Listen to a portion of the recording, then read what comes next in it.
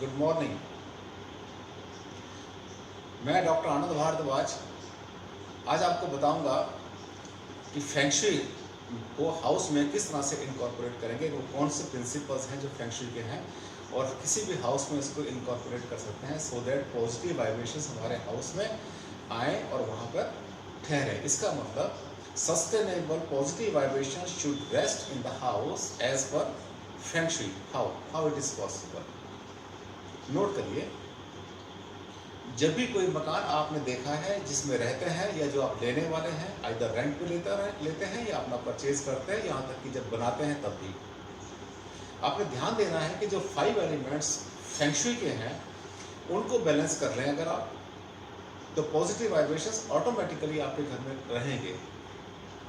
इसके लिए क्या करना होगा, जिस तरह से इंडियन वास्तु में 5 एलिमेंट्स होते हैं उसी तरह से फेंग शुई में भी 5 एलिमेंट्स होते हैं, जिसमें डायरेक्शन वाइज नॉर्थ डायरेक्शन होती है for water element, east is meant for wood, south is for again wood, but the middle of south is यानी दक्षिण का जो सेंटर है that is for fire element, and south west corner is for earth corner जिसे बोलते हैं भूमि तत्व।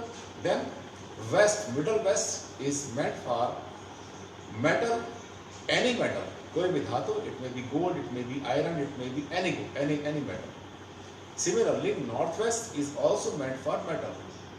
जब भी हाउस बनाते हैं तो आपने क्या करना है कि आपको सबसे पहले अपनी डेट ऑफ बर्थ से आपको अपने कुआं नंबर चेक करनी है। कुआं नंबर के अकॉर्डिंग आपको अपने घर का मेन एंट्रेंस बनाना है। पॉजिटिव डायरेक्शन इसको कहते हैं हम लोग, direction of success.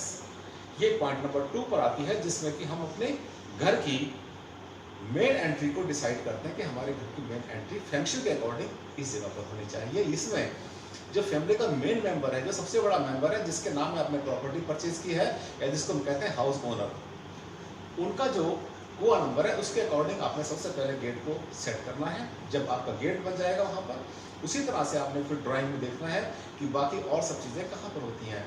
For example, अगर आपको जो है किचन बनानी है तो किचन आपकी जो है वो उस डायरेक्शन में हो जहां पर कि फायर एलिमेंट कंफर्टेबल फील करता है, that is middle of south. इसी तरह से जब आप इंटीरियर में डेकोरेशन करते हैं, फर्नीचर प्लेस करते हैं, बहुत सी वुडन आइटम्स होती हैं जिनको कि आपने प्लेस करना है ईस्ट में एंड साउथ ईस्ट में। इसके बाद मेटल जितना भी होता है, जिसमें कि हमारे पास बहुत से ऐसी चीजें होती हैं और ऐसे ऑब्जेक्ट्स होते हैं, हमारे पास आइटम्स होते हैं, हमारे पास शो पीसेस होते हैं बहुत सारे, जिनको हमें डेकोरेट करना होता है, बने होते हैं मेटालिक। साथ ही अगर मेटालिक नहीं भी और उसके ऊपर अगर मान लिया गोल्डन या सिल्वर या ब्रॉन्ज का पेंट किया हुआ है या पॉलिश की हुई है, तब भी वो चीजें जो है मेटल की कैटेगरी में आएंगी, मेटल की डेफिनेशन में आएंगी। वो सब आ जाएंगी वेस्ट में एंड नॉर्थ वेस्ट में। साउथ वेस्ट में होना चाहिए मास्टर बेडरूम, बिकॉज उसको हम बोलते हैं कि हस्बैंड वाइफ का रूम वहाँ पर होना चाहिए। जो घर के मेंबर्स हैं वहाँ पर रहने चाहिए, सीनियर मेंबर्स, तो उनको कंफर्ट मिलता है।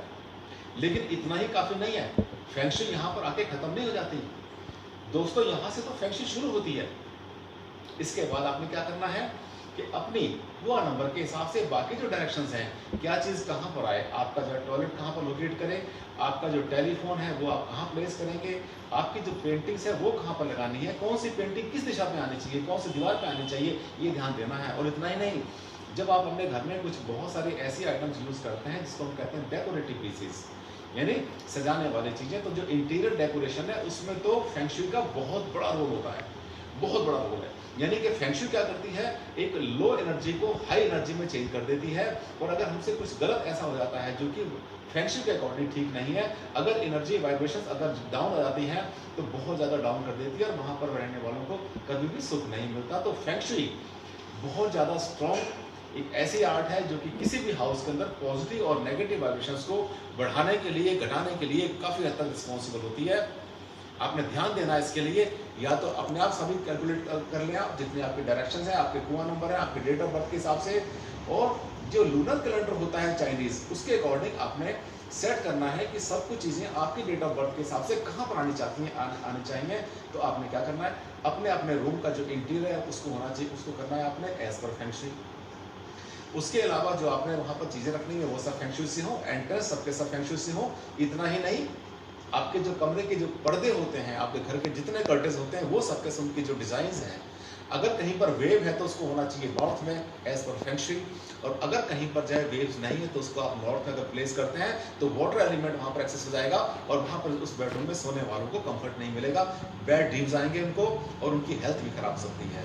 इसी तरह से जितनी भी डायरेक्शंस बनी हुई हैं, हर डायरेक्शन में हर चीज़ को फेंग शुई के अकॉर्डिंग अगर आप लगाएंगे तो आपको उसका कंफर्ट मिलेगा। फेंग शुई का मतलब क्या होता है? Water and air. अगर ये सब चीज़ें अगर कंफर्टेबल जोन में आ जाती हैं तो आपको डेफिनेटली इसका अच्छा रिस्पॉन्स मिलेगा, पॉजिटिव वाइब्रेशन आपके घर में आएंगे और लंबे टाइम वहाँ पर ठहरेंगे। इसी को बोलते हैं कि ऐसी मतलब एनर्जी क्रिएट करें जो कि सस्टेनेबल हो और जो बढ़ती रहे लगातार, कभी भी कम ना हो, हमेशा बढ़ती रहे। इसका मतलब जब हर चीज़ अपने ठिकाने पर है और हर चीज़ आपकी जो है डेट ऑफ बर्थ से, आपकी जो है वाइफ की डेट ऑफ बर्थ से, बच्चों की डेट ऑफ बर्थ से, उनके रूम को जब आप सेट करते हैं तो इसका मतलब आपने एक पॉजिटिव वाइब्रेशन का एक एनवायरनमेंट वहाँ पर क्रिएट कर दिया अपने घर में, अपने कमरे के अंदर, जिससे कि हर जगह पर हमेशा अच्छा फील होगा, किसी को हेल्थ की प्रॉब्लम वहाँ पर नहीं आएगी और वहाँ पर रहने वालों को बहुत अच्छी ग्रोथ मिलेगी। आज का जो मेरा टॉपिक था वो यही बताना चाह रहा था कि जब भी आपने हाउस बनाना है तो उसको करें, और अगर आप किसी बने बनाए मकान में रहते हैं तब भी इसी प्रिंसिपल से अपने 5 एलिमेंट्स को बहुत आराम से बैलेंस कर सकते हैं। बिल्कुल भी डिफिकल्ट नहीं है। अगर जरा से कॉम्प्लिकेशन आती है तो मेरी आपको एक सलाह है, मेरी सजेशन है कि आप अपने साथ एक्सपेरिमेंट ना करें। यानी सेल्फ मेडिकेशन बहुत बार मुश्किल पड़ जाता है, बहुत बार नेगेटिविटी क्रिएट कर देता है, बिकॉज आपको तो एक्यूरेट डिग्री का भी पता नहीं चलेगा आपके घर की जो है एक्यूरेट डिग्री कितनी है, कहाँ लोकेट करता है। इसके लिए हमेशा किसी क्वालिफाइड या किसी ट्रेंड फेंग शुई कंसल्टेंट से एडवाइस लें तो बेटर रहेगा, और अगर अपने आप कैलकुलेट कर सकते हैं तब तो बहुत अच्छा है। इतना ही आज बताऊंगा आपको। आप मेरे इसी फेंग शुई के जो पार्ट 2 है उसमें आप देखेंगे कि इसके जो माइक्रो एलिमेंट्स हैं उनको किस तरह से सेट करेंगे। छोटी छोटी चीज़ें मिलने के बाद में बहुत बड़ी एनर्जी क्रिएट कर देते हैं साथियों। तो आपने हर चीज़ का बहुत ध्यान रखना है। आप मेरा जो पार्ट 2 है उसको ज़रूर देखिए, उसमें आपको और ज़्यादा डिटेल्स मिलेंगी। तब तक के लिए thank you very much, bye, फिर मिलेंगे।